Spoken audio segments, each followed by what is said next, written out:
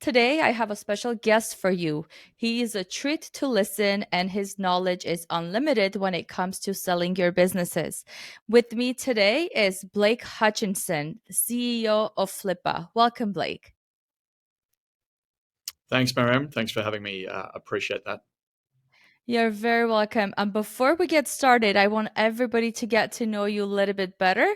So I'm going to read a short bio of yours.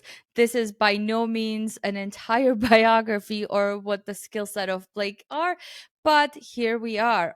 Blake Hutchinson is the CEO of Flippa.com, the world's largest marketplace to buy and sell online businesses. Blake leads the team as they build out a product empowering exit and ownership for business owners and entrepreneurs globally. So, this sounds pretty amazing, Blake. A global marketplace for online sales. How did this idea come about? Yeah, thanks, Mariam. So Flippa's been around for a while, and it was originally started off the back of a business called SitePoint.com. SitePoint was a developer community, and that community had a forum. And within the forum, there were lots of people talking about trading source code, trading templates, trading domains, anything that related to websites. And so a long time ago, some 13 years ago, the founders were savvy enough to recognize that there was, in fact, a market for people who wanted to trade websites. Mhm. And over time, that's obviously shifted quite substantially into bigger and bigger online businesses. But that was its origination. And as a function of that, we have a very large community of developers, entrepreneurs, bloggers, e-commerce experts, and so many others. Exclusively online businesses for Flippa. Exclusively online businesses, and part of that is because that's our background. Mhm. The other part of that is that it tends to be that digital businesses are global, and so the buying and selling universe, so those buyers as well as those business owners representing those businesses, can operate their businesses from anywhere. They can Mhm. acquire customers anywhere, and as a function of that, they tend to have global adaptability. So buyers are interested in them, Mhm. regardless of whether those buyers are local or from anywhere else. Interesting. Would you say there are some type of online businesses that you tend to have more for sale and purchase over others? Yes, I mean, it's really four major categories. Hmm. So we have websites, which are typically blogs, Hmm. and the biggest blog we sold last year was a $5.2 million blog. Wow. Um, Okay. we sell e-commerce, and Hmm. the biggest e-commerce business we sold last year was just in excess of $10 million. We sell apps, Hmm. and we've sold very big apps up to $35 million. And we also sell SaaS, so software as a service, and certainly have sold those up to about $10 million too. So from very low value up to very high value, Hmm. site stores, apps, and generally speaking, online businesses as a whole, Hmm. we are slowly evolving into communities. So, newsletters, podcasts, Mm. Instagram channels, those types of digital assets where there are communities, Mhm. and those communities are therefore valuable for potential acquirers. But yes, content, e-com, SaaS, and apps. And it tends to be that they're either making money through advertising and or direct sale, and of course, in the case of SaaS, it typically is subscription. Wow. So you gave like two really extreme examples, like $5 million blog and a $10 million e-commerce. I'm assuming it's most likely confidential to know like which blog and e-commerce shop it was that sold for that much. Yeah, well, I can certainly give you some examples of businesses that have sold and Hmm. use their names and their details. At that level, the buyer and seller tends to want them to be confidential, but I can give Hmm. you some general details. So, the blog that was sold was a GDPR compliance blog. Wow. So, all of the content related to compliance and governance, and it was 13 pages of content, Ah. and it was backed by AdSense, so it was earning its revenue through the AdSense platform. It was serving tens of millions of page views. It had hundreds of thousands of really, really reputable backlinks and referral partners. Mm-hmm. It was all organic traffic. They weren't paying to acquire the customer. Mm-hmm. It was highly credible traffic. It was predominantly North American traffic. Of And course. the acquirer of that business was a Florida-based publisher.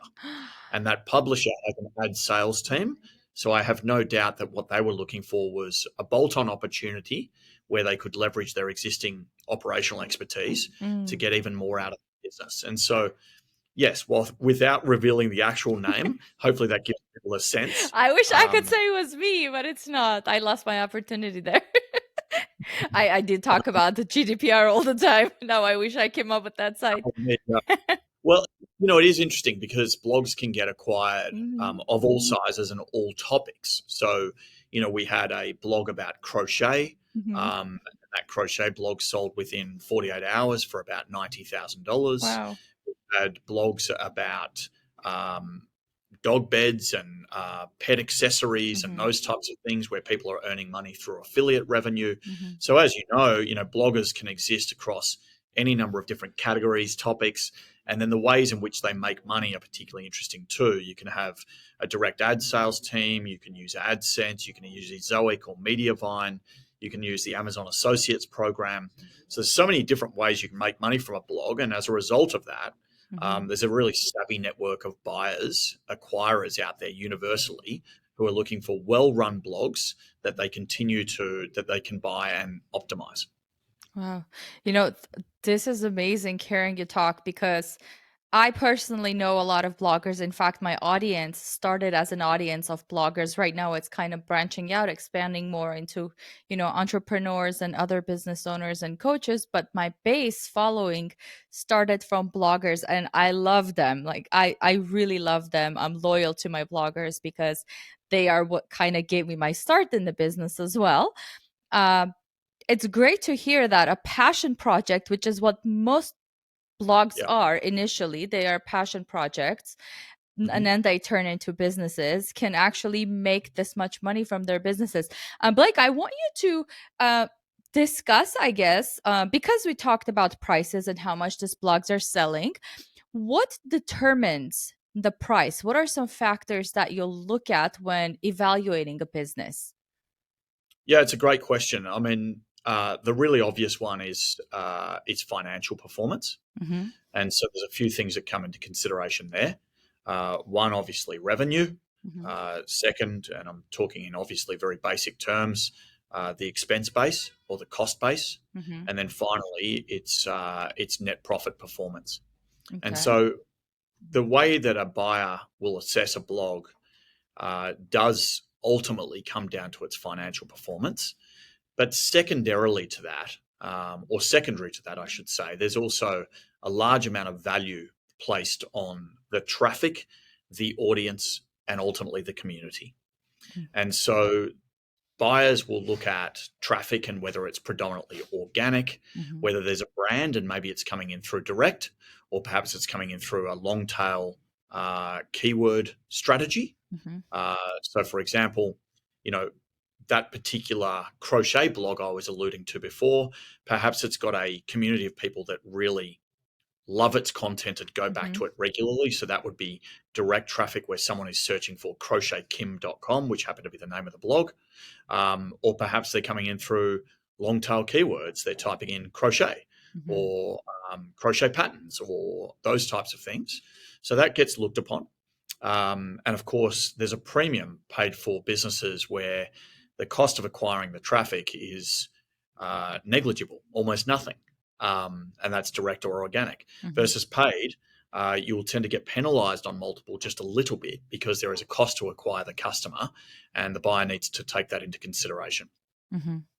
The third thing that they look at is really consistency of performance. And so it's unlikely that a buyer is interested in a blog that has been around for less than 1 year. Mm-hmm. And it's unlikely they're willing to pay a premium for that Mm-hmm. because it doesn't have an established operating rhythm that the buyers can trust. And so, a little bit like when you buy real estate, like an apartment or home, Mhm. and location matters a lot. In blogland, what matters a lot is that I am well established. So, years of operating or operating history does give you a premium. And Mhm. so, in the case of that GDPR compliance blog, I think it was 13 or 15 years old. I can't remember which one, but it had been around for a long time. And so, it had a huge amount of credibility. And as a Mhm. function of that, its traffic was very stable, Mhm. and its revenue base was equally very stable. And so, they're probably the three things that a buyer will look at when they consider a blog to acquire. Okay. And when it comes to, let's say, a website, whether it's a blog or something else, that generates money through ads, organic traffic and ads or affiliate marketing, and a website that maybe generates money by selling digital products or courses or other downloadable materials, do this two get priced or valued equally based on the amount of money they're making, or is one preferred over the other? Yeah, it's a great question. No, one will be preferred over the other, and that's simply a function of the operating margins. Mm-hmm. So, if I am using the Amazon Associates program, which essentially is an affiliate program, then I'm having to pay a portion of my proceeds. Obviously, Mm-hmm. um, Amazon takes out theirs, and I'm left with whatever it is, and each category is different, right? Mm-hmm. So, you might Absolutely. have not only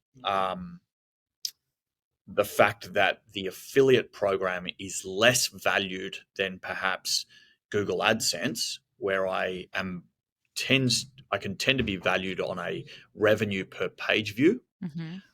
basis. In this case, I'll tend to be valued based on the revenue that I'm earning through the affiliate program. Not only that, different categories within the Amazon Associates program pay more or less. Mm-hmm. And Absolutely. so as a function of that, that gets taken into consideration too. However, I mean, it does tend to just be a simple function of um, is the business consistently performing at the same level? Because then I've got a trusted asset. Mm-hmm. A trusted asset will always earn a premium on something that is either declining or is lumpy in nature, Mm-hmm. or even something with a hockey stick like growth. In blog land, that can be considered a bit of a risk. And so, yes, that will tend to be considered as well. Mm. Okay. Thank you. I'm sure my listeners would find this very helpful because several of them are in a process of currently selling their businesses, or they're preparing their businesses for sale. I'm actually reviewing several of their contracts for that. Blake, let's talk about a little bit about your background. I want to get back to this topic and talk about this a little bit more in a little bit. But first, I want to find out about your background. How did you get into this field? What are your qualifications for this particular niche? Yeah, there's probably a couple of things. I mean, one, I've worked in lots of fast growth businesses across different business models. So, cloud accounting, publishing, e-commerce, marketplaces. Mm-hmm. And then I also sold my business on Flippa. So, Mm-hmm. when I came to learn about the Flippa opportunity, the fact that I'd actually been a customer of Flippa and could empathize with that customer experience, that counted for a lot. So, I guess I've been a combination of operator as well as founder, and Were that you a that customer before you were a CEO? yes. Okay. So that tends to help, because you can tend to empathize with the customer. You obviously understand the customer experience. You've lived through it yourself, and therefore you can kind of architect a pathway to a better user experience on the marketplace. So, that hopefully gives you a sense of my background, at least at a very high level. But as a function of that, I think that we tend to focus on what the customer's problems are and build around that, and that's pretty obvious. But we are Hmm. very hypersensitive to that. That's great. That's great. And generally speaking, I guess on any given day, what's the I don't know how to ask this question for it not to come off bad, but I want to say what's the like a percentage of businesses that you have who are listing for sale, and then the percentage who are, I guess, getting listed to buy? Do you have one more than the other, more businesses selling or more people buying? That's a great question. So, we're a marketplace, so we look at that from a supply and demand standpoint for sure. Mm-hmm. And certainly, you have far more buyers than you do have sellers. Mm-hmm. That's probably a good thing. Whilst we acknowledge we would always like more supply, so we would love for more business owners to join the Flippa platform and use us as a pathway to exit. Absolutely. Mm-hmm. It's probably a good thing because what you're trying to do is drive a little bit of competitive tension and get a get to a position where a seller can be dealing with multiple parties, can Mm-hmm. have an engaged dialogue and ultimately a negotiation, and find the price that suits the buyer as well as them. And sometimes you're better off doing that with multiple buyers than you are one. But the short answer to the question is yes, we have far more buyers globally than Mm-hmm. we do sellers. The numbers on average, we pick up around 3 to 5,000 valuations and or businesses listed. Mm-hmm. But on the flip side, on the demand side, we pick up nearly 30,000 buyers a month. So that's a what is that? Five Fine. times Yeah. five the volume of sellers in buy side demand. So that's really impressive and very big and something we're proud of and we look to deal with. Interesting. I would have never thought that I actually have more buyers than sellers.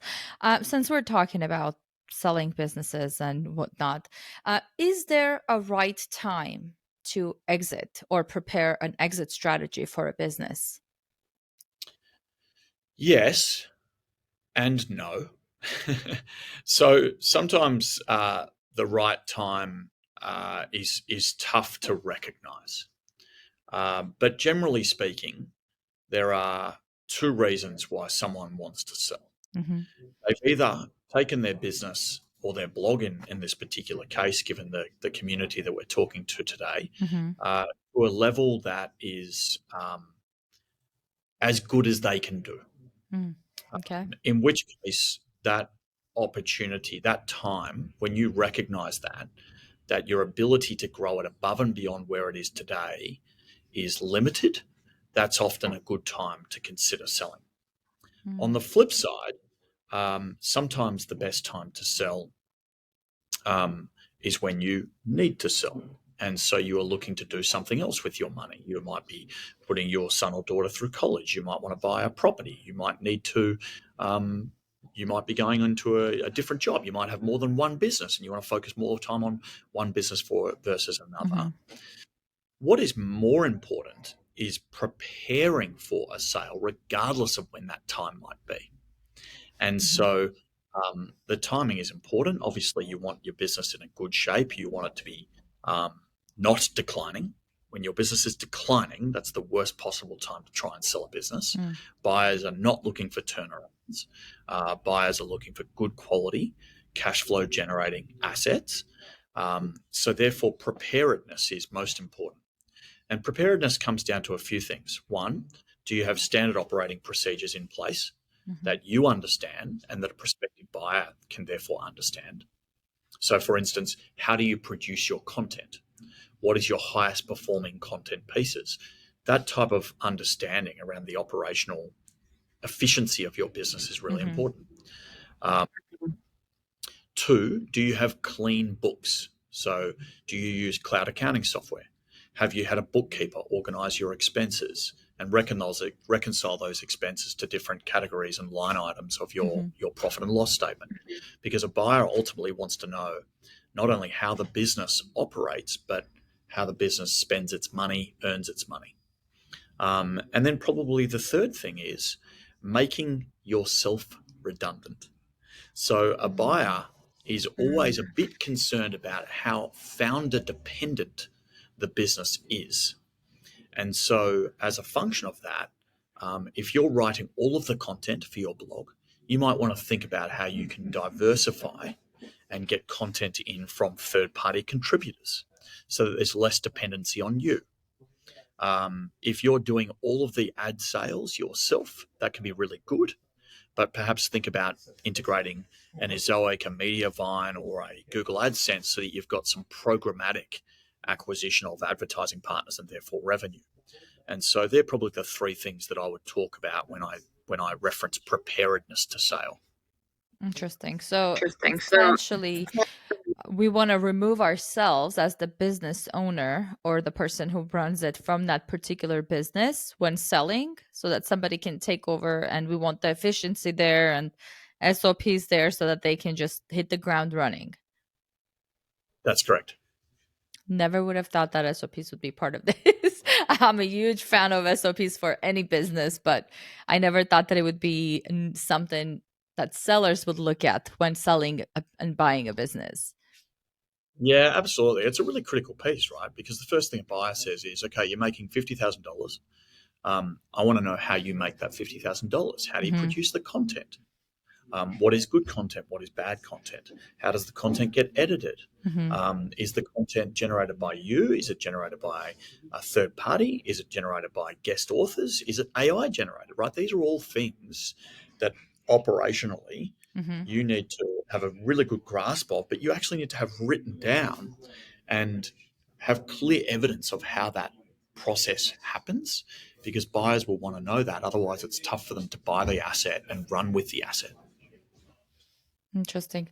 Is the process for preparing for an exit the same for any type of business? For example, if there's a e-commerce business out there, is the process optimizing that e-commerce business for an exit the same as we just described for, let's say, bloggers? Yes, it is the same, Hmm. but the metrics that a buyer looks at Hmm. are different by business model. And so, as a function of that, you will tend to need to merchandise your asset. And of course, our team is there to help you with that. And our onboarding functionality Hmm. also talks you through that. But the reality is, sellers are less good at understanding how to merchandise, Hmm. um, because they kind of assume that their business is easy to understand, Hmm. when in reality, all businesses are nuanced. And so, whilst they're all similar, the metrics change and the way you describe your SOPs change. Hmm. And so, ultimately, a buyer would like to know, what is the business? I am a blog, or we are a blog that focuses on the pet niche, writing reviews of Hmm. dog beds, toys, and accessories. That's what is the business. Um, how does the business make money? We make two-thirds of our revenue through direct sales and one-third of our revenue through Google AdSense. Hmm. Our total revenue is X. Our cost base is Y. So that's common, and every business owner will need to have a very similar structure to the way they present their business for sale. Hmm. What is different, of course, are the metrics. So for a e-commerce business, I'm probably more interested in your average order value, your refund rate, your inventory levels, your landed cost for your inventory, your suppliers, your supplier agreements. All of those types of things are going to be different to SaaS. And Hmm. SaaS is going to be things like your MRR or your ARR, your LTV, that's lifetime value, your churn rate. So, whilst the merchandising of the asset is similar, the metrics that matter to a buyer are different. Okay, interesting. Thank you for that. I do have one question that kind of uh, I have because of my personal business experience. So there was a time I was considering selling the side business that I have. I have a law firm, but aside from that, I have the side business with which now I'm doing my podcast, and I'm taking it in a whole different direction. But basically, what it was at the time is me talking about a lot of legal topics.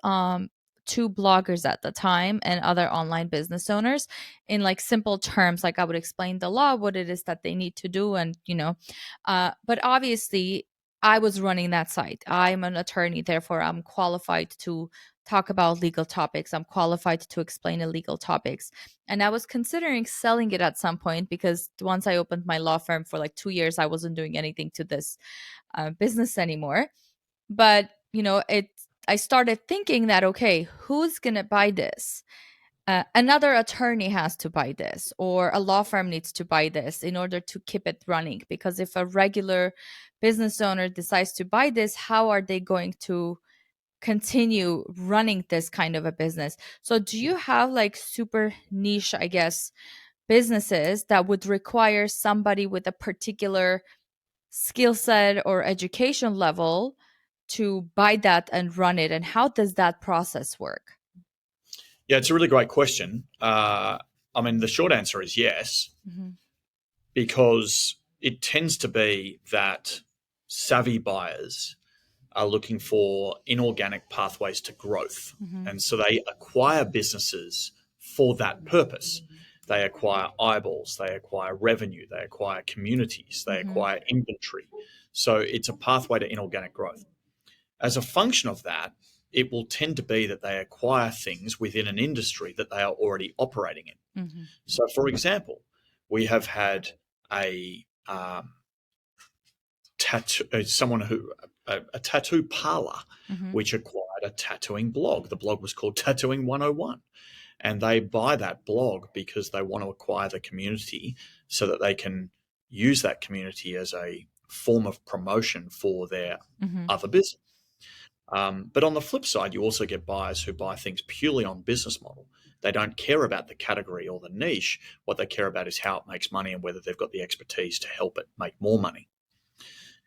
Where something is highly dependent on the owner, the founder, or the influencer, Hmm. that does become a little difficult. But where it is a specific subject matter, there tends to be a lot of people who also have interest in that subject matter. So, for example, let's say you are a trademark lawyer Hmm. and you had people discussing the value of trademarks, talking about trademarks, buying and selling trademarks. Well, that would be a highly relevant acquisition for a trademark lawyer. It's more likely that a trademark lawyer buys that asset than it is anyone else. But Hmm. I will say it's not to say that they're the only buyer for that type of asset, because lots of things will come into play there. But certainly, you will find that um, someone who is an e-commerce operator of vitamins businesses Hmm. will be searching for vitamins businesses. If you have a lawyer who has great content related to legal orientated topics, yes, they're most likely to be looking for blogs that also are orientated to legal related topics. And so there's synergy there. I guess that's the simplest answer to the question. It's not a dependency, but Hmm. there's synergy. Perfect. Perfect. Well, Blake, thank you so much. Like what you're saying right now is going to be incredibly relevant and helpful for the listeners, for my immediate audience, because a lot of them are interested in this. There are several websites that do something similar that Flippa does, obviously on a much smaller scale. Flippa is the largest marketplace right now, and it does business globally. I guess what I want to know, for my audience's sake, let's say after today's episode, a few of them get, empowered, and they want to start listing their businesses for sale, their blogs or their websites, whatever it may be, e-commerce shops. Tell me how easy it is to list a business on Flippa for sale. Yeah, super simple. As you said, we're number one, we're the world's largest, and so that is hugely beneficial to business owners. They get access to a huge buyer base Hmm. with a diverse need and want. We have that buyer base available to our customers globally. We match them up programmatically. Hmm. So rather than having to, wait for someone to call on a bunch of buyers, that all happens seamlessly. Hmm. The simple and easiest pathway is to get a valuation, because that's what everyone's first interested in. What is my business worth? Hmm. And so if you jump on Flipper, there's a free valuation tool. No obligation. It's a couple of minutes Hmm. and you'll have an indicative valuation for your business. That is a great starting point because it helps you understand where you're at. Hmm. As a function of that, you can then choose to list. When you list, you are given the opportunity to connect to different data sources to make that merchandising process a lot easier for Mm-hmm. you and a lot quicker than you would have to go through it elsewhere. And so you can connect your Google Analytics. You can connect your Stripe and your PayPal. If you're e-commerce, you can connect to eBay, Shopify, BigCommerce, Magento, Amazon, and a network of others. You can connect your cloud accounting, your Xero, your QuickBooks Online. And so that makes it really, really simple. That automates that Once process a lot. it automates the process, it populates and plots your revenue and financial data there so that you can Mm-hmm. expose that and buyers can consume that. And then after that, you'll go through, depending on the size of the asset, you'll go through a verification process and you'll ultimately be assigned an account manager who will assist you through the process. Mm-hmm. The valuation is quick, literally minutes. The onboarding process will typically take people an hour or two to get through end to end Mm-hmm. because that is the type of information that we know buyers want. Once you're on sale, so you're on the marketplace, it will typically be, depending on the size of the asset, that we can find you a buyer within weeks. Of course, end to end, once the buyer's completed their due diligence, it typically is a month or two before you have completed the exit. Mm-hmm. Interesting. And how, so it might take a couple of months, according to you, from the time you list until the buyer does the due diligence and decides to buy. And Correct. how soon after that do the sellers have access to their finances? So let's assume that we're talking about a five-figure blog. Mm-hmm. It will tend to be that that's quite a straightforward sale. So once the buyer has decided to purchase, completed their due diligence, Mm-hmm. signed an asset purchase agreement, we will then utilize our integrated escrow Mm-hmm. and or trust payment, trust account solution. Mm-hmm. And at that point in time, so long as the asset transfer has occurred, the money is sitting in escrow and waiting to be released. The minute the assets are transferred, the release of the capital is provided to the seller. So it typically is within days, Mm-hmm. hours of the assets being completed, the transfer of those being completed in accordance with the asset purchase agreement, that the money is accessible. Interesting. Thank you for that. That was a very clear response. So if you're listening out there and you are thinking about selling your business, make sure to head to flippa.com. Get your business valuation first and foremost. It only takes a few minutes, so do that to find out approximately how much you can sell your business for, and then you can decide whether to actually list it or not. Blake, thank you so much for your presence today. Thank you for answering my questions. Before I let you go, I do have one last question, and I aim to ask this to all of my guest interviewees. So, if you don't mind, I want you to conclude today's episode with one actionable tip, one thing that our listeners can get from this episode and they can take it and apply it towards their businesses today. What is one tip that you can give to our listeners? Well, given we've already talked about it a little bit, Mariam, I'm going to go with SOPs. So get your standard operating procedures in place, document what you do, how your business works, because two things will occur as a result. The first thing is you'll end up picking out things that work well for you and things that work less well for you, and you'll be able to execute on those changes and come up with a better operational plan. But secondly, in the event that you do sell, you will find that those SOPs hold you in good stead. Mhm. Buyers like that, and buyers will value your business over others as a function of having that. Oh, I love it. I love it. Thank you so much, Blake. I appreciate your time. Thank you for spending your valuable time here with us, with our listeners, and providing us with all of this knowledge. With you today was Blake Hutchinson, CEO of Flippa.com, the world's largest marketplace for selling and purchasing online businesses. You were listening to the Not So Risky Business podcast with Mariam. Thank you for your time today, and I'll talk to you next week. Have a great one.